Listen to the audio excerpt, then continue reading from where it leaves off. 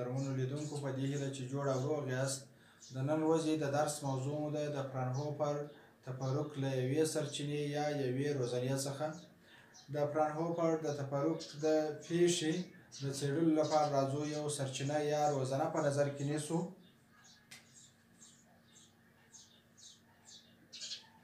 چې دا یو سرچینه یا روزنه ده چې د دې څخه نور تېرېږي که د دې قطر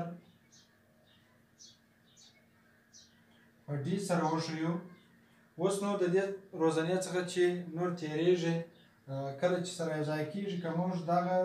د لار د روزنې قطر په دوو مساوي برخو باندې وویشو، دې خوا ته هم دې تقسیم پر دوه ووایو او دې خوا ته هم دې تقسیم پر دوه ووایو او یوه وړانګه د آریو په شعاع باندې له دغه نقطې څخه حرکت وکړي او بله د اردوه شعاع د دې نقطې څخه حرکت وکړي. د دې لپاره چې دغه دوې وړانګې یو له بله سره یو ځای شي او د تداخل پیښه منځته راشي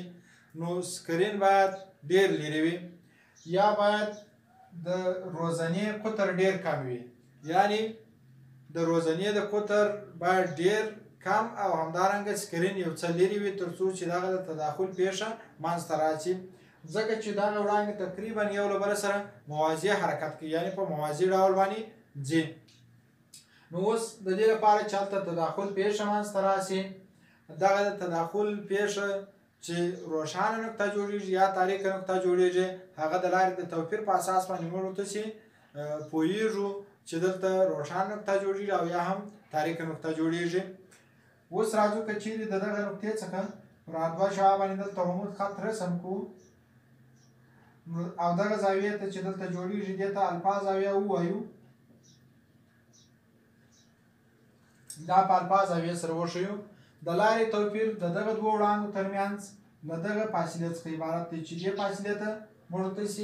که سیګما ووایو، یعنې هغه توپیر د لارې چې منځته راځي د دغه دوو وړانګو ترمنځ هغه د دغه فاصلې څخه عبارت دی. د سیګما د پیدا کولو لپاره راځو د الفا زاویې سین اخلو. سین الفا زاویه مساوي کېږي مقابله چې سیګما ده تقسیم پر وتر باندې وتر ډي تقسیم پر دوه دی، یعنی ډي تقسیم پر دوه باندې. راځو د سیګما د قیمت پیدا کولو لپاره دې ته یو مخرج ورکړو، وسط او طرف کوو یې. سیګما به مساوي سي په ډي تقسیم پر دوه ضرب د سین الفا سره، یعنی دا د سیګما یا د لارې توپیر دی چې موږ ورته په لاس راوړئ. اوس نو که چیرې د لارې توپیر د لمدا تقسیم پر دوه سره مساوي سي موږ ورته پوهېږو نو دلته ویجاړونکي تداخل منځته راځي، یعنی که د لارې توپیر ډي ضرب د سین الفا دا مساوي سو د لمدا تقسیم پر دوه سره نو دلته ویجاړونکي تداخل منځته راځي. که راسو د سیګما پر ځای باندې چې د لارې توپیر دی د دې پر ځای ډي تقسیم پر دوه وضع کړو نو ډي تقسیم پر دوه ضرب د سین الفا دا به مساوي سي د لمدا تقسیم پر دوه سره. د مساوات په دواړو خواوو کې دوه ضرب کړو نو دوه به د دوه سره خلاص سي، ډي ضرب د سین الفا دا به مساوي سي په لمدا سره، یعنی دا هغه لومړنۍ تاریکه نقطه چې په لاس راځي د دوو شعاګانو ترمنځ به د لارې توپیر د لمدا سره مساوي وي یا د څپې د طول موج سره مساوي وي. اوس که چیرې راسو دا سکرین دا قطر چې د ډي قطر دی چې مخکې مو په دوو مساوي برخو باندې ویشلی وو، یعنې دا خوا هم ډي تقسیم پر دوه وه او دا خوا هم ډي تقسیم پر دوه وه او دلته پر سکرین باندې چې دا د پی نقطه فرض کړو، دلته دا هم د پی یو نقطه فرض کړو چې دا لومړنۍ تاریکه نقطه ده. چې اوس یوه وړانګه د دې ځای څخه یعنې د منځنۍ برخې څخه چې دې ته مو اردوه ویلې وه او دې ته مو اریو وړانګه ویلې وه، یعنې یوه د اردوه وړانګه او بله هم د اریو شعاع یو له بله سره دلته یو ځای کېدلې او دغه تاریکه نقطه منځته راتلل. که چیرې دغه نیمه برخه بیا هم پر دوه مساوي برخو باندې وویشو، یعنې یوه برخه یې پورته خواته پر دوو مساوي برخو باندې وویشو، یعنې دا خوا به ډي تقسیم پر 4 سي، ځکه چې مخکې مو هم پر دوو برخو باندې ویشلې وه، نو دا بله به ډي تقسیم پر 4 سي او دا برخه به هم ډي تقسیم پر 4 سي. که اوس د دغه څلورمې برخې څخه یو وړانګه ځي او همدارنګه د پی په نقطه کې تداخل پیښه منځته راځي، داسې د دې د لارې د توپیر د پیدا کولو لپاره بیا راځو. د دې نقطې څخه دلته عمود خط رسموو، دې زاویې ته بیا د الفا زاویه وایو. د الفا زاویې او همدارنګه د دې فاصلې د پیدا کولو لپاره چې دا فاصله هم په سیګما سره ښیو، دا فاصله هم په سیګما سره ښیو، د سیګما د پیدا کولو لپاره راځو د الفا زاویې سین اخلو. سین الفا زاویه مساوي کیږي مقابله یعنی سیګما تقسیم پر اوس مو قطر چې دی یا مثلا هغه اوږده زوله چې مو ده هغه ډي تقسیم پر 4 ده. نو راځو سیګما که وسط او طرف کو نو سیګما به مساوي سي